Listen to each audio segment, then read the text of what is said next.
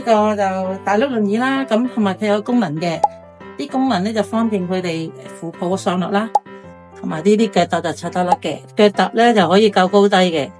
有啲高大啲咧，將個腳踏可以較低啲，咁佢咪可以坐得舒服啲咯。跟住呢度咧安全帶嘅，綁住隻腳踭，唔好俾佢撞到個碌嘅。佢嘅情況可能係冇咁精靈嗰啲咯，即係論盡少少，或者有啲可能中咗風啊，或者佢哋半邊都唔係好要得嗰啲咧，咁呢啲咪可以幫到佢哋咯。照顧者又冇咁辛苦咯，手臂夠力嘅，咁佢哋可能會用大碌咯，佢自己去推咯。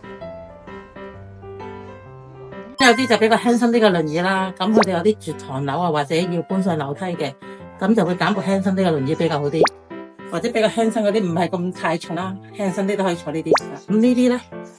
可以咁樣收埋佢哋又好細部啦，咁樣拎又好輕身，細部啲嘅，方便佢哋旅行用嘅，咁啊寄倉啊都細部啲咯。咁呢啲輪椅就接埋就好細噶。